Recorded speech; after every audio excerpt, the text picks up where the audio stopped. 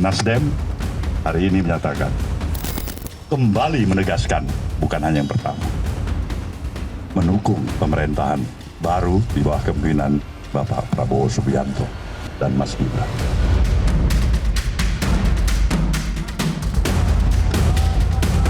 Kita sepakat bahwa kita akan kerjasama untuk sebesar-besarnya kepentingan rakyat Indonesia.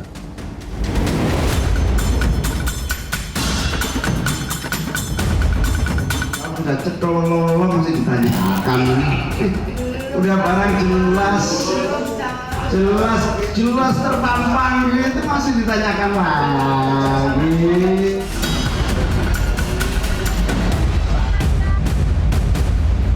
Mau di dalam maupun di luar itu bukan hal yang sulit buat kami.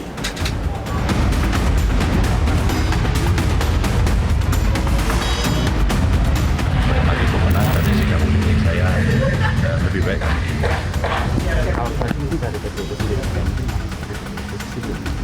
Belum memutuskan ya, tapi saya kira kalau lihat statement-statementnya Bu Mega rasanya di luar pemerintahan, kan kita tidak pernah posisi.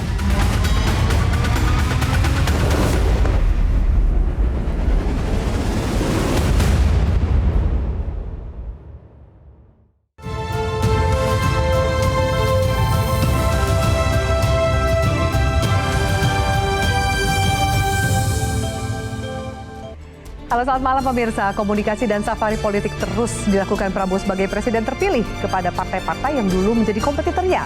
Nasdem dan PKB memberikan sinyal positif bergabung. Namun bagaimana dengan PDIP dan juga PKS yang hingga saat ini belum bertemu dengan Prabowo Subianto? Siapakah yang berani menjadi oposisi dengan segala untung dan ruginya? Sejauh mana peta politik nasional menggambarkan wajah koalisi jelang pemilihan kepala daerah mendatang? Inilah panggung demokrasi otak-atik koalisi Prabowo. Dan langsung saya perkenalkan kepada Anda semua, sudah hadir bersama saya di studio ada pengamat komunikasi politik Hendry Satrio. Halo Mas Hensat, selamat malam. Selamat malam, Afi. Terima kasih sudah bersama kami. Hadir juga anggota Dewan Pembina Partai Gerindra, Pak Wihadi Wianto. Halo Pak Wihadi, selamat malam. Malam. Lalu kemudian Wakil Sekretaris Dewan Syuro Partai Kebangkitan Bangsa atau PKB, Kang Maman, selamat malam. Selamat malam, Assalamualaikum. Waalaikumsalam. Dan juga hadir bersama saya pakar politik Hanta Yuda. Mas Hanta Yuda, selamat malam. Malam, Afi. Baik, bergabung juga melalui sambungan Zoom politisi PDIP Aryo Seno Bagaskoro. Nanti kami akan cek apakah sudah tersambung. Terlebih dahulu pemirsa, saya mengajak Anda melihat tayangan berikut ini.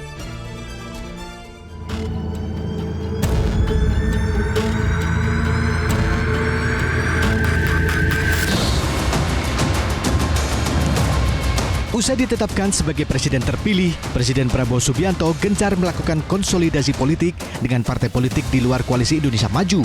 Prabowo diyakini tengah membesarkan koalisi pemerintahan. Kunjungan balasan Ketua Umum Partai Nasdem Surya Paloh ke kediaman Prabowo Subianto di Kertanegara dan kunjungan Prabowo Subianto ke DPP Partai Kebangkitan Bangsa memperjelas dukungan Nasdem dan PKB terhadap Prabowo. Jadi kami semua berkesimpulan, spirit, semangat, keikhlasan hati, jiwa besar para elit-elit bangsa ini, itu adalah merupakan modal utama yang kita butuhkan. Nah, berangkat dari sinilah kenapa saya katakan Nasdem hari ini menyatakan, kembali menegaskan, bukan hanya yang pertama, mendukung pemerintahan baru di bawah kepemimpinan Bapak Prabowo Subianto. Udah dijawab sudah cetololo masih ditanyakan. Udah barang jelas terpampang gitu masih ditanyakan lagi.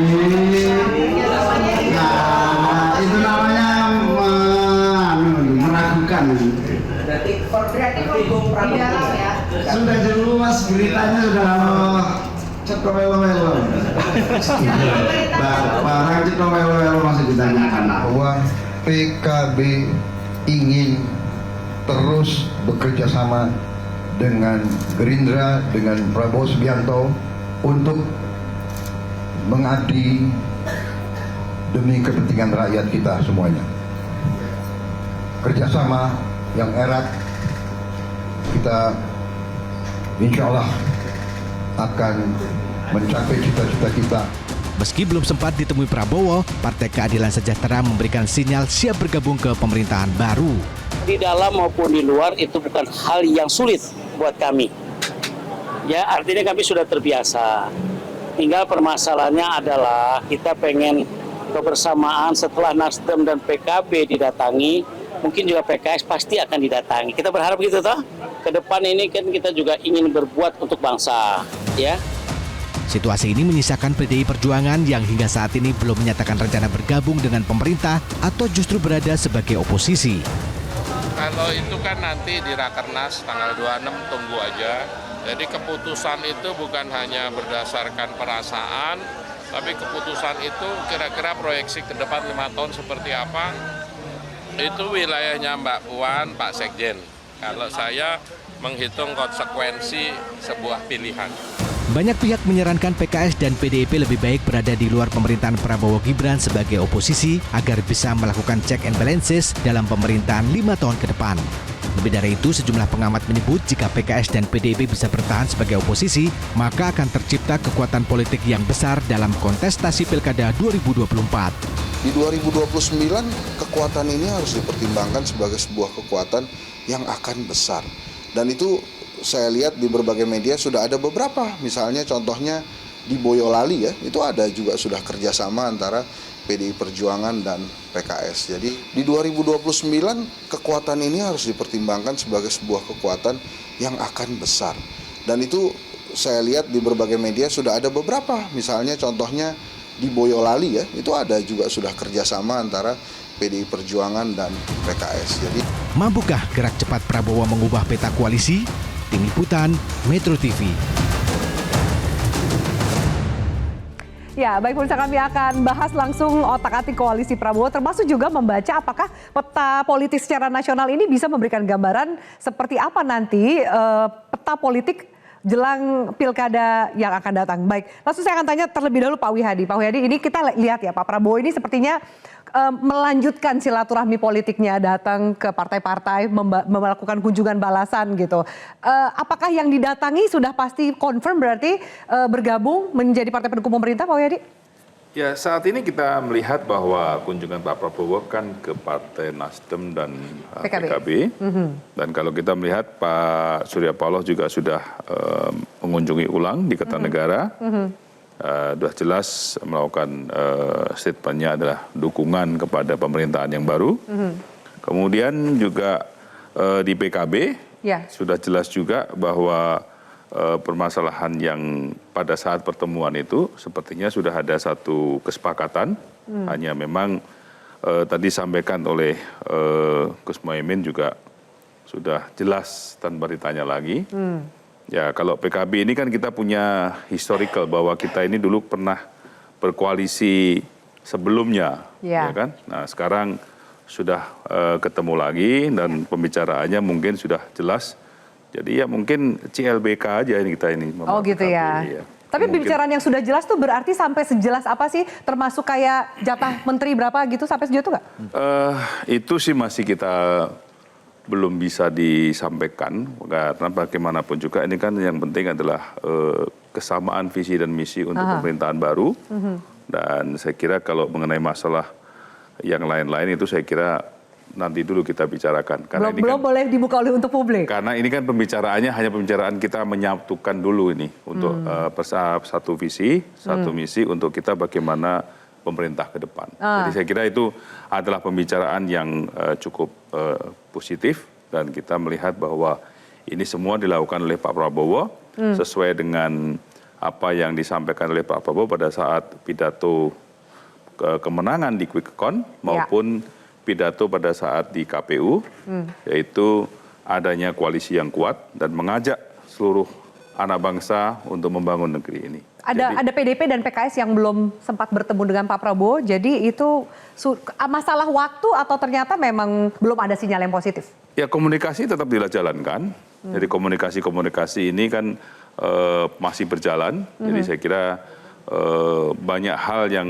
mungkin juga menunggu waktu karena kita melihat seperti PDI Perjuangan juga masih harus dengan Rakernas ya. Nah, kemudian waktu yang ada ini masih ada pembicaraan-pembicaraan untuk bagaimana menyatukan visi dan misi ini ke depannya. Oke, baik. Saya minta tanggapan dari Mas Hanta. Mas Hanta, kalau Mas Hanta melihat Nasdem dan PKB sinyalnya positif bergabung gitu. Bagaimana dengan PKS yang kalau kita dengar tadi tuh seakan-akan ya mau juga lah diajak kurang lebih lah, karena tidak sempat didatangi acara halal bihalal dan juga milad PKS itu kemarin yang sempat mengundang Pak Prabowo. Termasuk juga PDIP. Bagaimana nih konstelasinya? Iya, kalau kita baca dari indikasi dan tendensinya, seperti ada dua partai ya, kategori.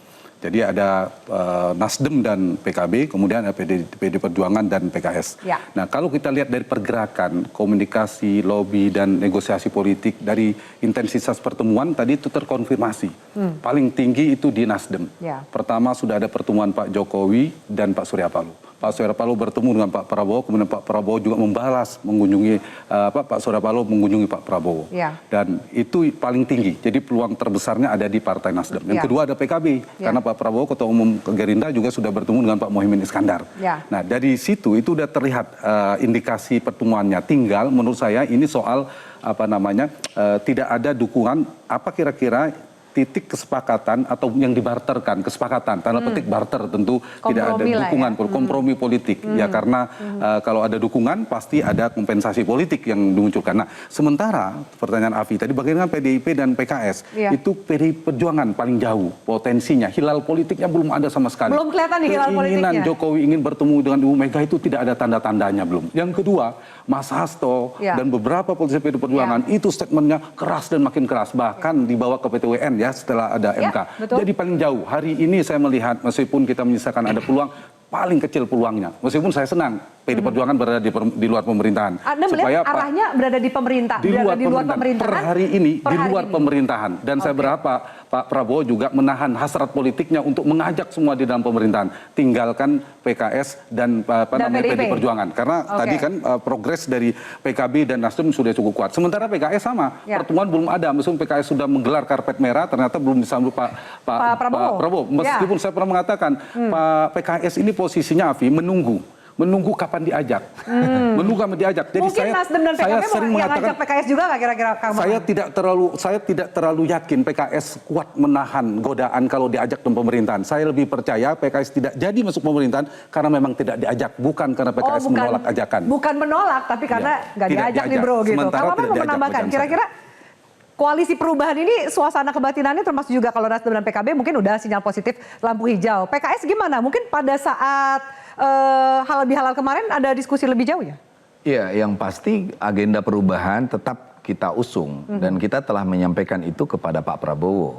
Bahwa hari ini kita mengucapkan selamat kepada Pak Prabowo dan Gibran terpilih menjadi presiden dan wakil presiden, lalu kita berterima kasih Pak Prabowo datang ke DPP PKB.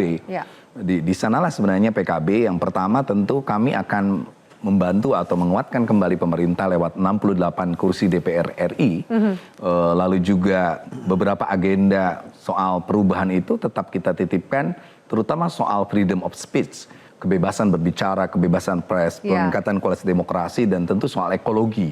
Itu yang menjadi fokus bagi kita. Kita pun mendapatkan masukan dari para kiai terutama di Dewan Suro bahwa agenda-agenda besar ke depan tentu akan lebih berat lagi. Makanya kita akan mendukung pemerintahan ini dan siapapun itu siapapun yang diajak nanti itu tergantung Pak Prabowo. Karena yang terpilih sebagai presiden terpilih mungkin hak prerogatifnya kartunya ada lebih banyak, kartunya ada di tangan Pak Prabowo gitu. Betul, ya. Oke, baik. Sebelum saya ke Mas Henry Satrio, saya bernyapa dulu. Mas Eno, halo, selamat malam. Malam Mbak Afi. Iya. Mas, aku mau tanya nih Mas Eno, benar nggak Anda setuju nggak ketika disampaikan bahwa kalau di antara PDIP dan PKS tadi menyambung statementnya Mas Hanta, hilalnya kalau antara PDIP dan Gerindra yang paling jauh nih PDIP. Dari PDIP gimana nih Mas Eno? Ya sebenarnya malam ini menarik juga di Metro ya, saat semua orang nonton bola jadi kita bicara tentang hilal oposisi atau koalisi. Tapi nggak apa-apa. Saya mencermati betul dari setiap statement yang kemudian disampaikan oleh para narsum kita yang lain, termasuk apa yang terjadi di tayangan awal pembuka tadi.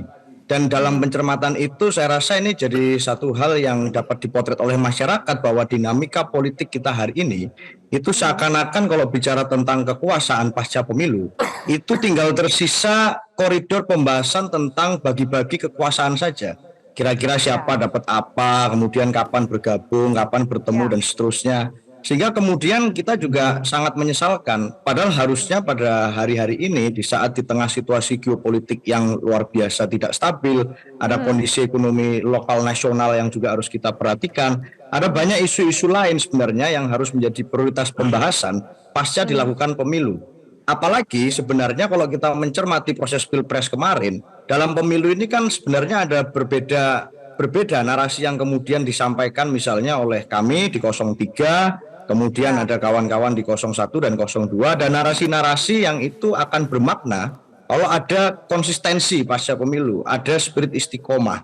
Yaitu kalau kemudian kami mengkritik tentang misalnya proses demokrasi yang ini ada banyak catatan, maka harusnya kami juga konsisten. Artinya pada saat setelah pemilu selesai, ya kami tidak boleh berubah-berubah hanya karena kemudian ada tawaran-tawaran atau angin surga atau apapun yang itu menjadi logika kekuasaan hari ini. Jadi Mbak, saya rasa hari ini kita kalau melihat pelajaran sebelumnya, PDI Perjuangan punya konsistensi dan punya pengalaman sejarah menjadi berada di luar pemerintahan. Saya rasa apapun itu, hari ini kami percaya bahwa dinamika itu yang harus kami jaga, apalagi kami masih bersengketa secara hukum di PT UN. Mas Eno, ada momentum sempat disampaikan nanti kita tunggu dulu sampai Rakernas di bulan Mei mendatang gitu. Apakah nanti menjadi momentum untuk mempertegas posisinya PDIP? Kenapa tidak dideklarasikan saja kalau misal ternyata mungkin sudah satu bahasa nih, kurang lebih Mas Eno dan lain-lain untuk konsisten, berada di luar pemerintahan dan lain-lain? Ya, tentu kalau bicara tentang situasi kebatinan, yang saya sampaikan tadi itu adalah potret atau cerminan dari situasi kebatinan hampir seluruh pengurus PDI Perjuangan dari tataran pengurus di tingkat pusat hingga ke tingkatan terbawah di grassroots. Kami memotret betul dengan cermat bahwa situasi kebatinan kami hari ini dan pemilih kami, yang itu kami hargai suaranya, menginginkan agar PDI Perjuangan tetap konsisten dalam kritik-kritiknya. Dan itu artinya membawa konsekuensi kami harus bisa mengambil sikap yang berjarak dengan kekuasaan yang sifatnya itu kemudian bagi-bagi kekuasaan. Dan itu yang kemudian kami lakukan. Tapi kalau bicara tentang keputusan politik, tentu kami memiliki disiplin partai. Ada mekanisme internal yang berjalan, yang kemudian kebatinan dari perasaan hati terdalam dari seluruh pengurus itu harus juga diinstrumentasikan dengan variabel-variabel lain. Mana kemudian yang itu kemudian menjadi keputusan, termasuk nanti hasil putusan sengketa di PT UN akan menjadi basis pengambilan keputusan kami. Secara resmi itu akan dideklarasikan pasca Rakernas bisa saja. Tapi kemudian kalau membaca hari ini saya rasa situasi kebatinan kami adalah kami menyesalkan kalau politik pemilu yang kemarin demikian menghabiskan banyak uang negara, banyak menghabiskan energi dari masyarakat kita, kemudian berakhir dengan bagi-bagi saja. Ini setelah selesai ternyata sudah rangkul-rangkulan lagi. Saya rasa itu satu potret elit politik yang kami sesalkan. Tapi kami menghargai apapun sikap politik dari partai politik lain, ya itu adalah hak prerogatif dan otoritas masing-masing kawan-kawan. Tapi kalau pandangan kami kurang lebih seperti itu, Mbak Afi. Baik, Mas Eno dan Bapak-Bapak sekalian, kita harus jeda dulu supaya nanti juga penjelasan atau mungkin tanggapan Anda lebih jauh mengenai statement antar narsum tidak terpotong. Kami akan lanjutkan, pemirsa, tetaplah bersama kami di Panggung Demokrasi.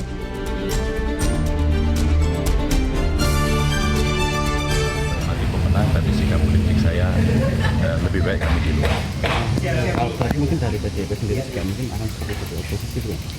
Belum memutuskan ya, tapi saya kira kalau lihat statement-statementnya Bu Mega rasanya iya. Di luar pemerintahan, dan kita tidak kenal oposisi. Jelajahi cara baru mendapatkan informasi. Download Metro TV Extend sekarang.